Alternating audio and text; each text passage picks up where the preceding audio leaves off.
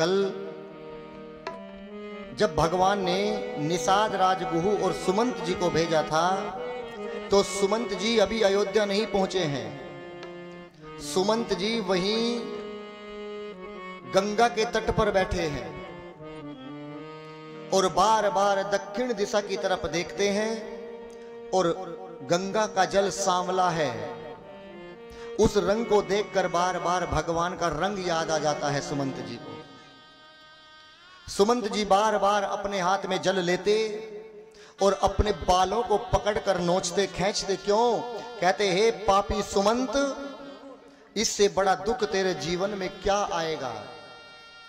तू आज अपने ही हाथों से राम जी, लक्ष्मण जी और सीता जी को छोड़कर आ गया।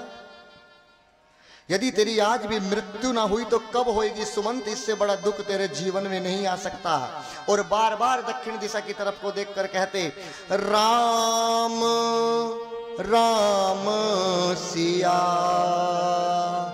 लखन पुकारी। हे राम, तुम कभी नहीं आओगे। राम, हे सीता, हे लक्ष्मण, तुम्हारे पिता ने कहा था यदि एक भी नहीं आया वापस तो मेरा मरा हुआ मुख देखोगे सुमंत जी। एक तो मेरे साथ चलो। उन्हीं के पीछे भगवान के 4 घोड़े बंधे थे जिस रथ में भगवान बैठकर आए थे। उनमें से एक घोड़ा प्रभु राम जी का था जिसका नाम था कोतुल। भगवान जब भी सवारी करते थे तो अपने कोतुल घोड़े पर ही बैठकर करते थे। सुमंत जी ने उन घोड़ों से पूछा कि हे कोतुल, तुम्हें तो पता होगा, तुम्हें जरूर पता कर गए होंगे प्रभु राम जी कब आएंगे। बोले हमें नहीं बता कर गए। यदि ये हमें बता देते कि हम वन में जा रहे हैं तो हम प्रभु के चरणों की सौगंध खाकर कहते हैं अयोध्या से एक भी पांव बाहर न रखते। 6 दिन हो गए हैं भगवान को वन में गए। 6 दिन घोड़ों ने ना एक पानी की बूंद पी, ना एक भी घास का तिनका खाया है।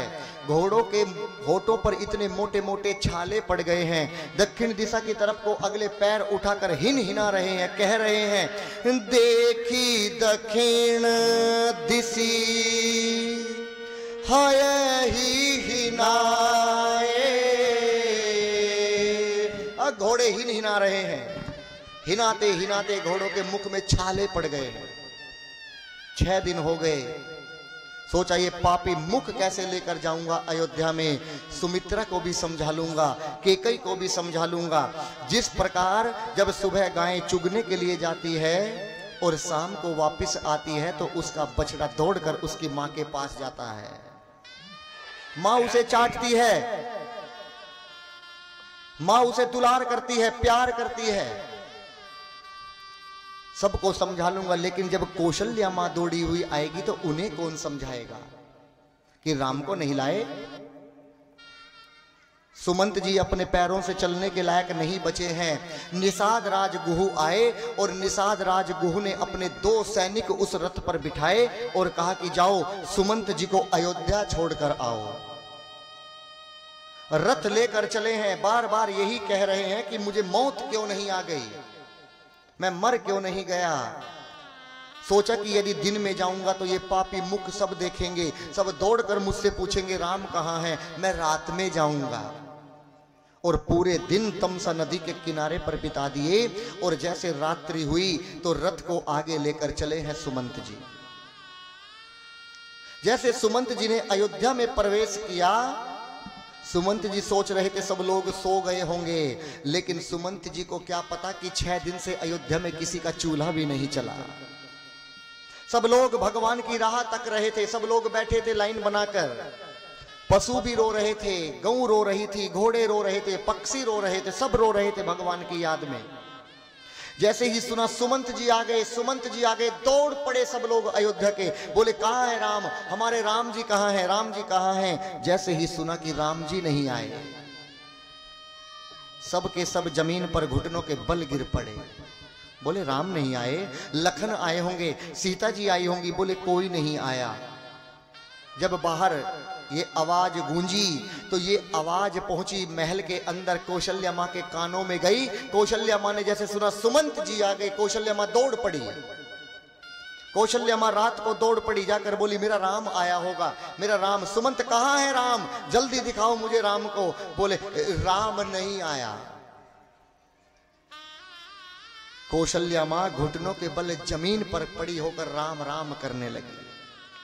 मेरा राम नहीं आया था सुमंत जी, मेरी बहू सीता को तो लेकर आते, लखन को तो लेकर आते, तुम किसी को भी लेकर नहीं आए। यही आवाज पहुंच गई किसके कानों में, दशरथ जी के। दशरथ जी को 6 दिन हो गए हैं, ना कुछ खाया है ना कुछ पिया है, बस राम राम राम की रट लगाए हैं। अरे दशरथ जी दौड़ पड़े। दशरथ जी ने जैसे सुमंत जी को देखा, दशरथ जी की हालत ठीक नहीं थी। दशरथ जी बीमार हो गए थे। 6 दिन कोई जल ना पिए, कोई 6 दिन भोजन ना करे तो क्या अवस्था हो जाएगी उसकी। दशरथ जी दौड़ रहे हैं, गिर रहे हैं, फिर उठ रहे हैं, जाकर सुमंत जी के सीने से लग गए और अपने गले से लगाकर बोले मेरा राम कहाँ है सुमंत, जल्दी दिखाओ। कुछ देर बाद सुमंत जी ने कहा दशरथ जी राम नहीं आए, सीता आई होगी। बोले कोई नहीं आया। आज यहां पर अपने गले से लगाकर सुमंत जी को अपना सखा कहा है दशरथ जी ने। और क्या पूछा सुमंत जी से, राम कुशल कहूं सखा सनेही। मेरा राम कुशल तो है ना, सखा सनेही। हे सखा तुम मुझे बताओ, राम कुशल कहूं सखा सनेही, कहूं रघुनाथ लखन वैदेही। मेरे तीनों बालक सुरक्षित तो है ना, वो अच्छे तो है ना, तुमने देखे होंगे। सब बताया। इसके बाद में दशरथ जी के कंठ में प्राण आ गए, पूरा शरीर स्थिर हो गया, सफेद रंग पड़ने लगा। उसी बीच में कौशल्या मां आई दौड़ी हुई, सोचा कि कुछ अनर्थ ना हो जाए, जाकर दशरथ जी को संभाला। बोली आप शोक ना करें, राम 14 वर्ष बाद आएगा, आपके चरणों में प्रणाम करेगा।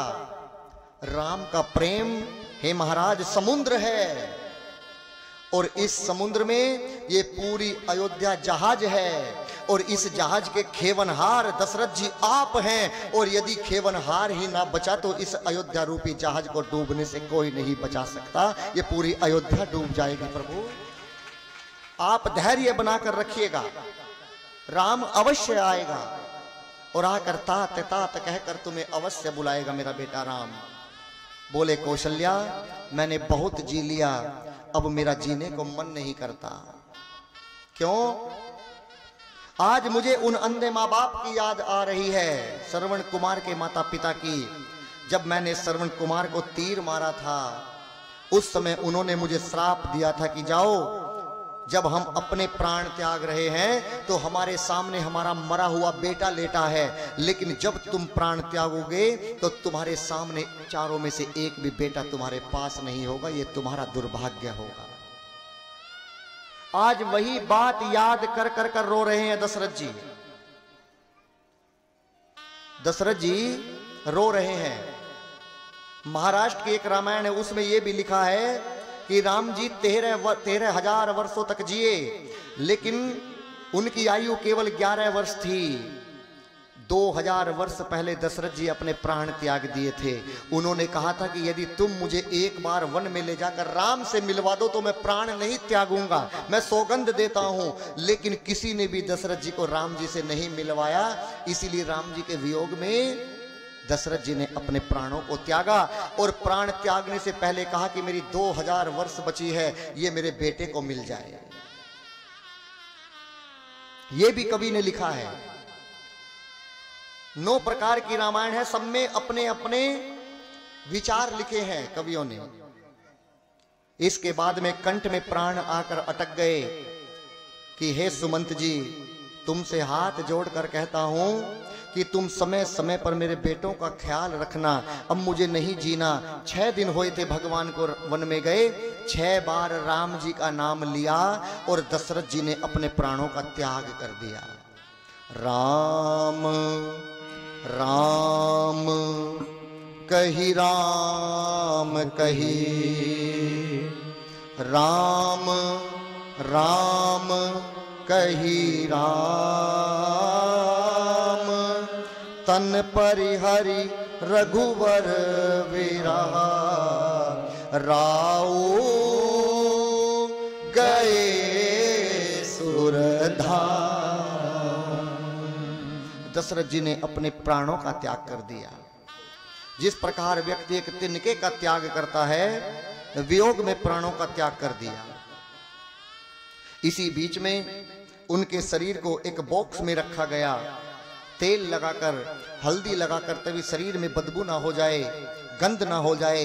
और 2 दूत बुलाए हैं और रथ लेकर भेजे हैं। कहां? भरत जी के पास। भरत जी वहां पर नहीं थे, भरत जी अपने नानी के घर पर थे।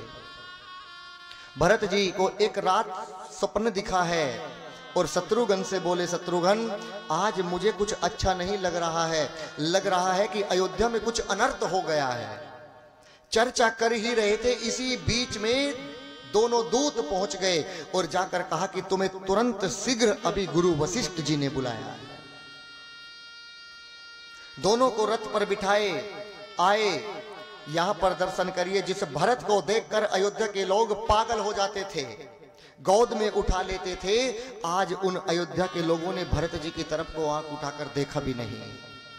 बोले पापी है ये, इसकी तरफ को मत देखना। इसी के कारण इसके पिता की मृत्यु हुई, इसी के कारण राम जी वन में गए, इसी के कारण सीता जी गई। ये पापी है, इसकी ही योजना थी, ये राजा बनना चाहता था। जो तीनों माँ भरत जी की आरता करती थी द्वार पर आने के बाद, आज तीनों माँ कोई नहीं आई, सब अंदर बैठी हैं। भरत जी अंदर गए, भरत जी अंदर जाकर अपनी मां को प्रणाम किए हैं, दंडवत प्रणाम किए। इसी बीच में भरत जी ने कहा, मां जो तुम मेरी आरता करने आती थी, अयोध्या के लोग पागल हो जाते थे, आज ऐसा कुछ नहीं हुआ। मां मुझे सच बताओ क्या हुआ है। केकई मां सोच रही है कि आज भरत मुझे अंतिम बार मां कह रहा है। जैसे ही इसे ये पता चलेगा कि मैंने राम को 14 वर्ष के लिए वनवास भेज दिया है, तो ये आज के बाद मुझे मां नहीं कहेगा, अंतिम बार कह रहा है। कहा कि मैंने सारा काम बना लिया था, ब्रह्मा जी ने मेरी बनी बनाई बात बिगाड़ दी। बोले क्या? मैंने एक वरदान मांगा था। कौन सा वरदान? कि मैं तुझे राजा बनाना चाहती थी। अभी केवल एक ही वरदान बताया है, तुम्हें राजा बनाना चाहती थी। अभी ये नहीं बताया है कि राम जी का वनवास हो गया है। इतने में ये कह दिया कि तुम्हारे पिता जीवित नहीं रहे। जैसे ही कहा पिता नहीं रहे, अरे भरत जी फूट फूट कर रोए और ऊपर हाथ उठाकर बोले, तात तात हाँ तात पुकारी। हे तात, तुम मुझे छोड़कर चले गए। तुम कहते थे जब तक तेरा हाथ पकड़कर तेरे भैया के हाथ में नहीं दूंगा, जब तक मैं प्राण नहीं त्यागूंगा। तात कहां चले गए आप? और जैसे ही बताया कि तुम्हारे भैया 14 वर्ष के लिए वनवास में चले गए, तो छोटे दुख के सामने जब बड़ा दुख आता है तो छोटा दुख व्यक्ति भूल जाता है। आज दर्शन करिएगा, भरत ही वीर से हूँ पितु मरण, कब सुनत राम बन गोन, हेतु अपने हूँ जान जिया, थकित रहे हे तात कहकर अपने पिता को भूल गए और अपने भैया याद आ गए। अपने भैया याद आ गए। कहे मां, ना तेरा दोष, ना मंथरा का दोष, ना इस संसार का दोष, ये सारा दोष इस पापी का है। यदि ये पापी तेरी कोख से जन्म ना लेता तो आज ये अनर्थ ना होता। ये सारा दोष इस पापी का है। अभी मुझे केवल राजा बनाने का संकल्प किया गया है, मैं अभी राजा नहीं बना हूं। राजा बनाने का केवल संकल्प किया है, मेरे घर में अनर्थ हो गया और यदि ये पापी इस राज सिंहासन पर जाकर बैठ गया तो पूरी अयोध्या डूब जाएगी, कोई नहीं बचा सकता, मैं पापी हूं। अपने आप को कोस रहे हैं भरत जी। मंथरा को पकड़ कर लाए हैं शत्रुघ्न भैया और एक लात मारी है, अयोध्या से बाहर निकाला है मंथरा को। और अब सोचा कि मां के पास चलता हूं। कौशल्या मां के पास गए हैं भरत जी और द्वार पर जाकर खड़े हो गए उनके कक्ष में। जब आंखों में आंसू आते हैं तो धुंधला दिखाई देता है। कौशल्या मां अपने कक्ष में नीचे बैठी है जमीन पर और भरत जी द्वार पर खड़े हैं। जैसे ही कहा मां, भरत जी राम के जैसे लगते थे। अरे कौशल्या मां उठकर दौड़ पड़ी, जाकर कहा मेरा राम आ गया, मेरा राम आया है। जाकर बोला मैं राम नहीं, मैं तो भरत हूं। कौशल्या मां जमीन पर गिर पड़ी, मेरा राम नहीं आया। आज भरत जी अपने दोनों हाथों से ऐसे बाल हटाने लगे कौशल्या मां के। कौशल्या मां ने कहा राम क्या ढूंढ रहा है राम? भरत जी ने कहा मां तेरी मांग का सिंदूर ढूंढ रहा हूं मां। तू तो बहुत लंबी मांग भरती थी ना, तू तो बहुत लंबी मांग भरती थी मां, तेरी मांग में कहीं सिंदूर नहीं दिख रहा है। आज ये तूने सफेद साड़ी क्यों पहनी है मां? ना तेरे हाथ में कंगन है, ना माथे पर बिंदिया है, ना सिंदूर है मां।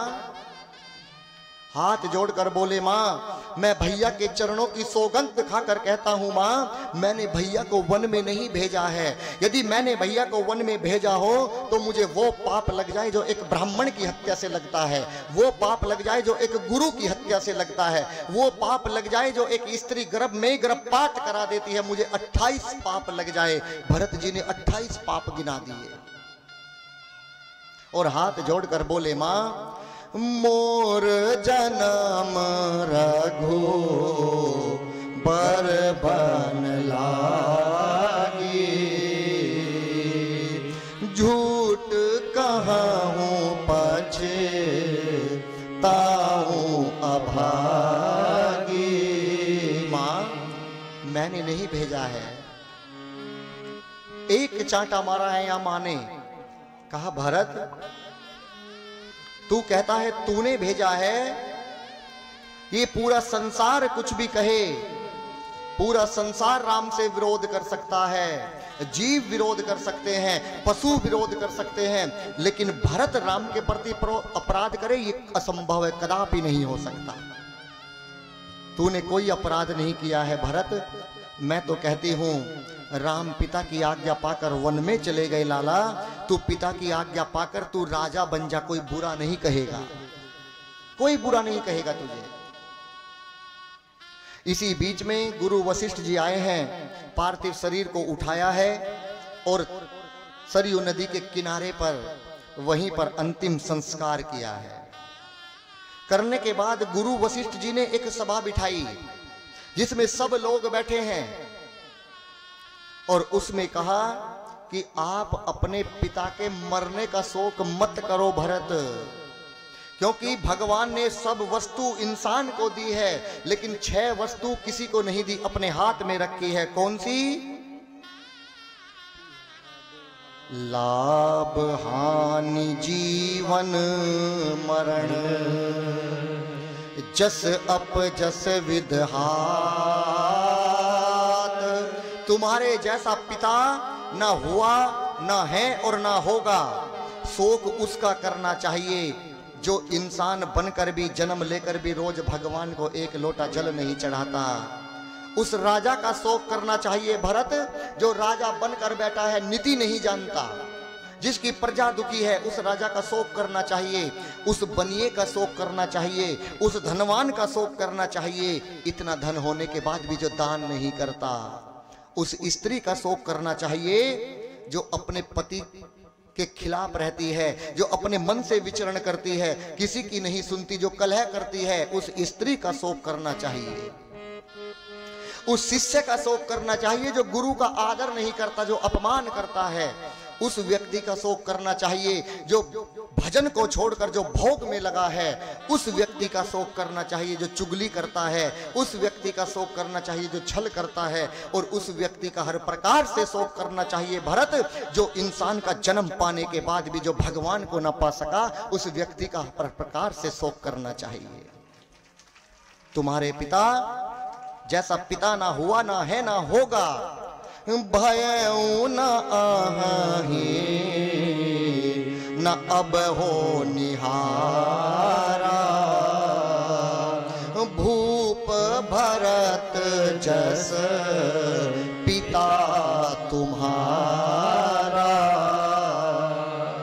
तुम्हारे जैसा पिता नहीं है। मैं तो कहता हूं जब तुम्हारे भैया आएंगे तुम उन्हें राजा बना देना, जब तक तुम राजा बन जाओ भरत। सौंपे हूं राजू राम के आए, सौंपे हूं राजू राम के आए, लेकिन भरत जी ने उल्टा सुन लिया। भरत जी ने क्या सुन लिया? सौंपे हूं राजू राम के जाए। आनंद में आ गए भरत जी। बोले गुरु जी कह रहे हैं कि वन में जाकर राजपाट सौंप दूं। गुरु जी ने कहा भरत तुम नहीं, जाकर नहीं, जब राम यहां पर आएंगे। आज यहां पर भरत जी ने कहा है, आज तक रघुवंशी ने अपने गुरु के सामने आंख उठाकर नहीं देखी है, लेकिन आज ये भरत तुमसे कुछ कहना चाहता है। क्या?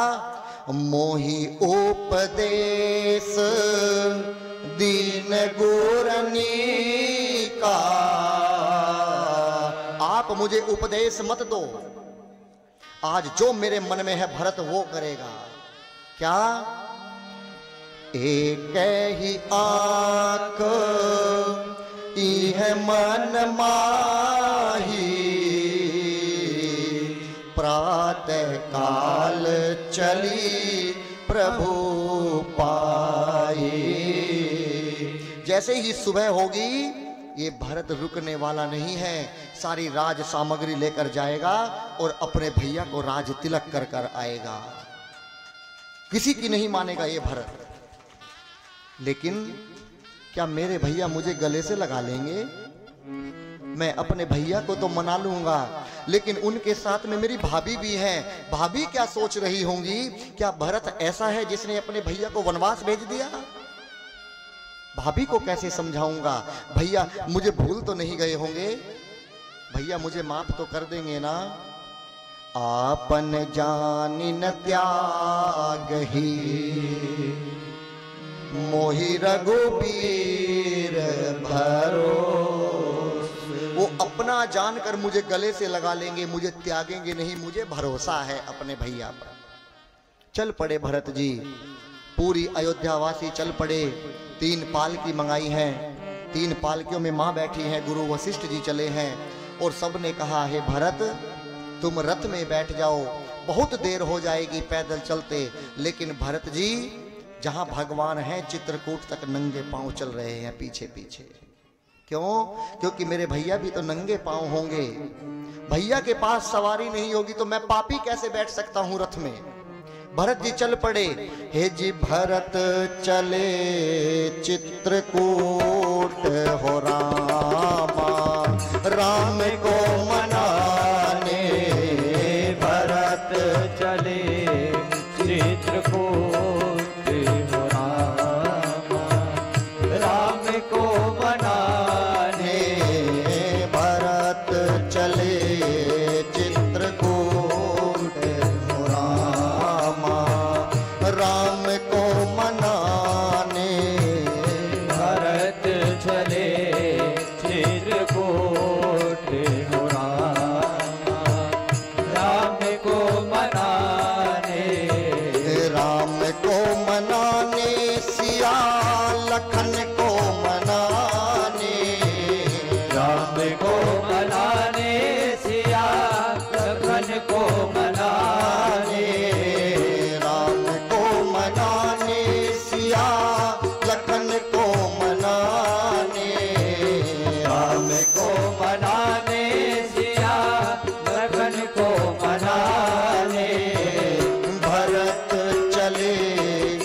चित्रकूट हो रामा, दर्शन पाने भरत चले चित्रकूट हो रामा, दर्शन पाने चलत प्रात लख निर्नमुनि के, भरत प्राण प्रिय देश सभी के।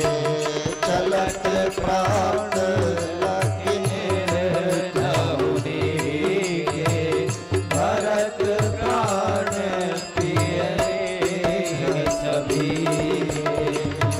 बंसीय राम समझी मन माही, सानुज भरत पावते ही जाई।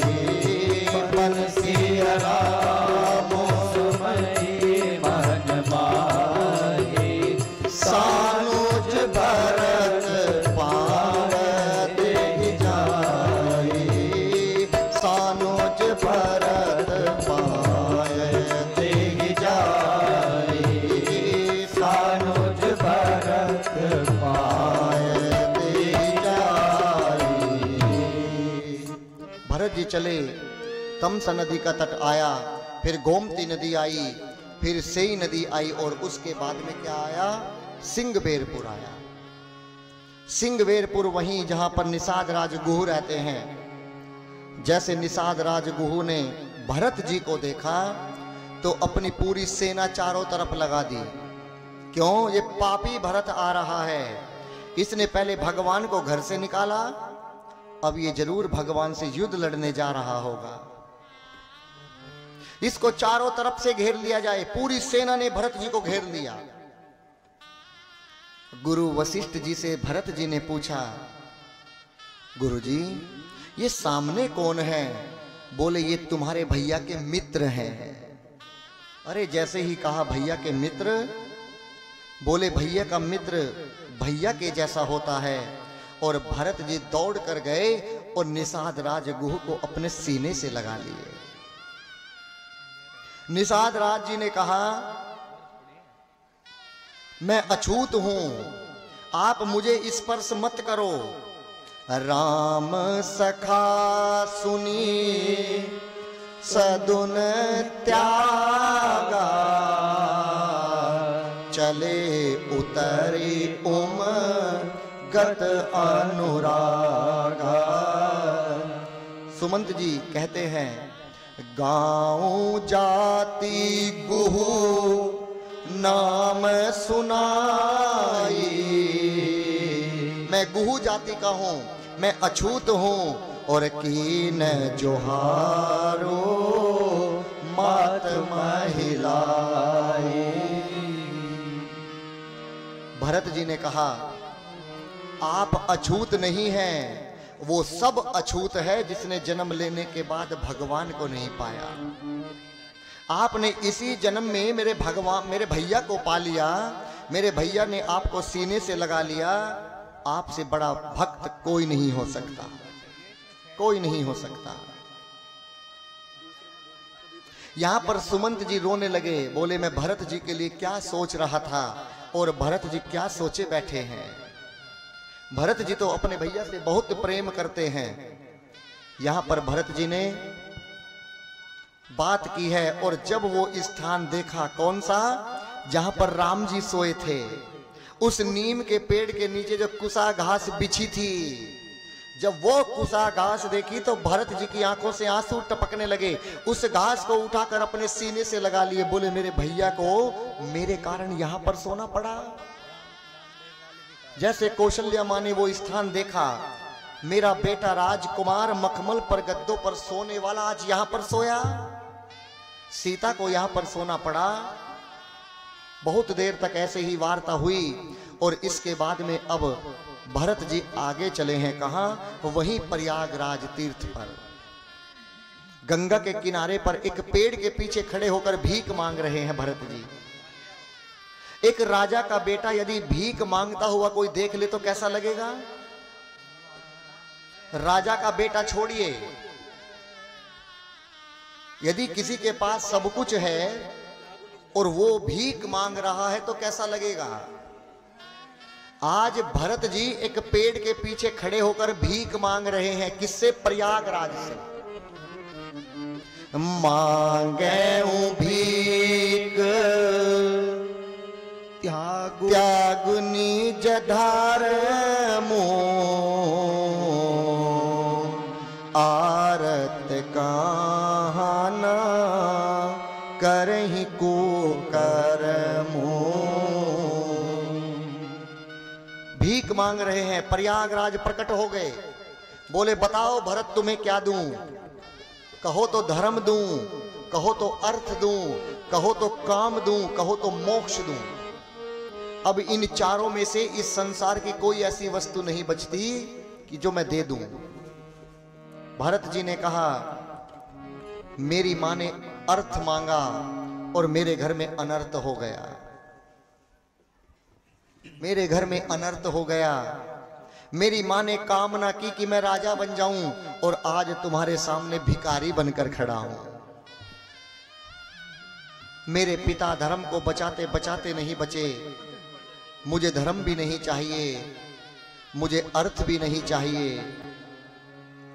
परम पूज्य व्यास जी महाराज को, जो आज के यजमान जी हैं श्री अमर सिंह चौहान जी, जिन्होंने आज बड़े भक्ति पूर्वक भगवान का पूजन कराया, सह धर्म पत्नी संग अपने बच्चों संग, परम पूज्य व्यास जी महाराज को सम्मानित करते हुए भगवान इनको स्वस्थ रखे, दीर्घायु दे और इनकी मनवांछित कामनाएं पूर्ण हो। इन्हीं सुंदर कामना के साथ सभी भक्तजनों को जय श्री राम जोरदार तालियों से स्वागत किया जाए।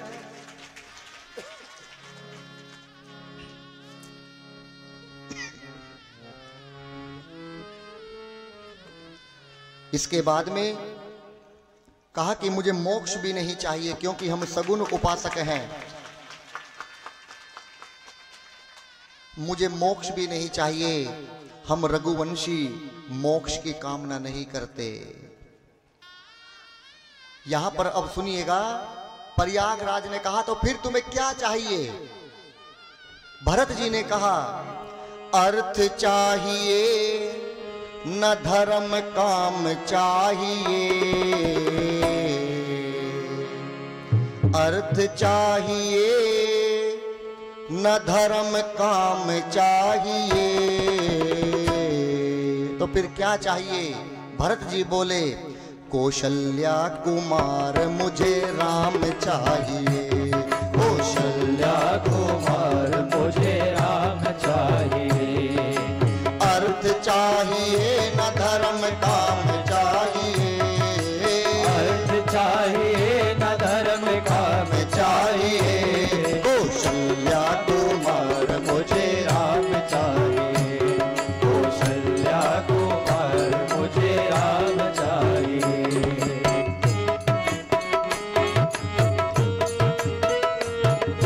असरण अनाथ नाथ दीन हितकारी, असरण अनाथ नाथ दीन हितकारी।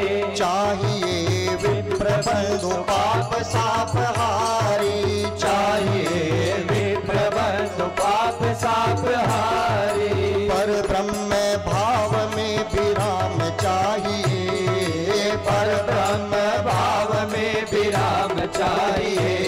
कौशल्या कुमार मुझे राम चाहिए, कौशल्या कुमार मुझे राम चाहिए। अर्थ चाहिए न धर्म काम चाहिए, अर्थ चाहिए न धर्म काम चाहिए। कौशल्या कुमार मुझे राम चाहिए, कौशल्या कुमार मुझे राम चाहिए।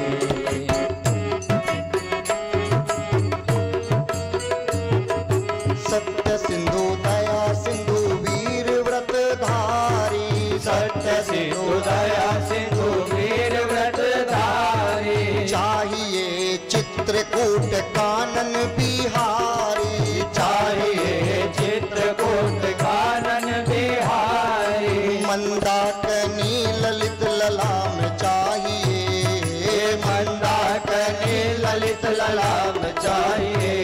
कौशल्या कुमार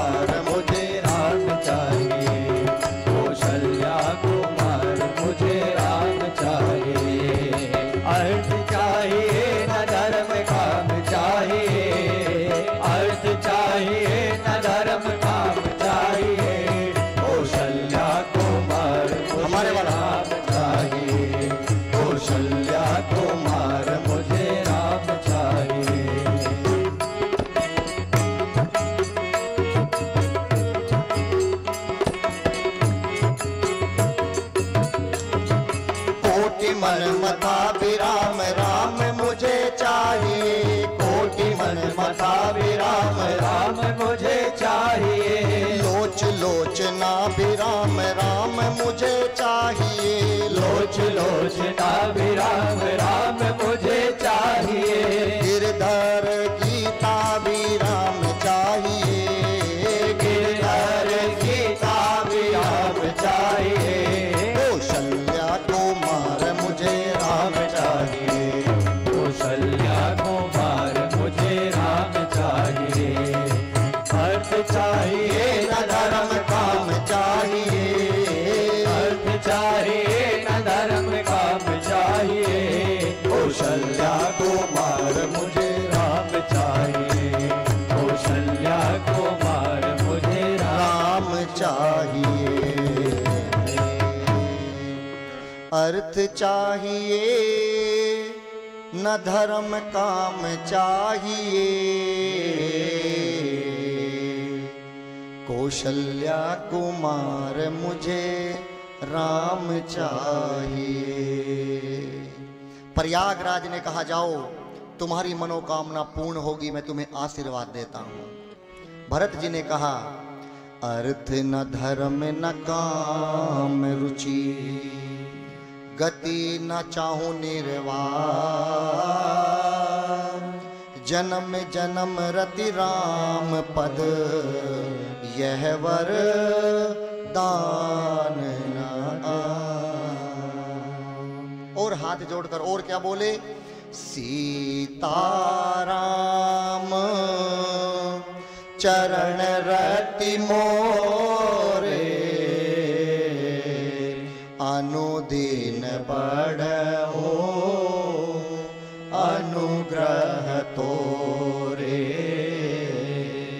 प्रयागराज ने आशीर्वाद दे दिया, बोले हे जितात भरत तुम सब विधि साधु।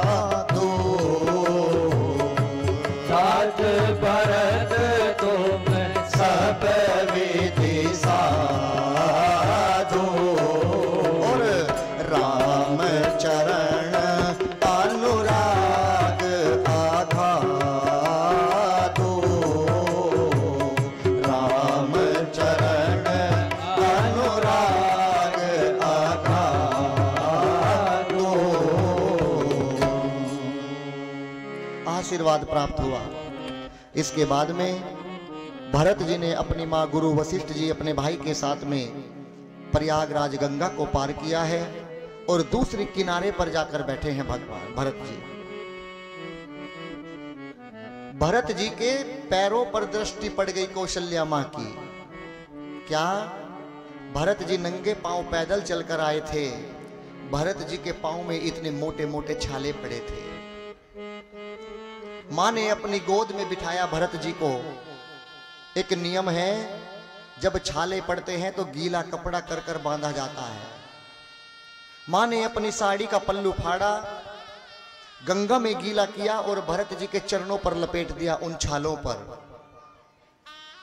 भरत जी ने उस पट्टी को खोलकर फेंक दिया। कौशल्या मां ने कहा भरत इसे क्यों खोला? भरत जी ने कहा मां तू इन पैरों के छालों को तो देख पा रही है मां, लेकिन जो भरत के दिल पर छाले पड़ रहे हैं तू उन्हें नहीं देख पा रही है। भैया भाभी के चरणों में भी तो छाले पड़े होंगे। मेरे चरणों में मेरे पैरों में पट्टी बांध रही है तू मां, लेकिन उनके पांव में कौन बांध रहा होगा मां? भाभी बहुत नाजुक हैं, बहुत कोमल हैं, मेरे भैया के पांव भी जख्मी होंगे। भरत जी चले हैं, वहीं पहुंचे हैं भरद्वाज जी के आश्रम में।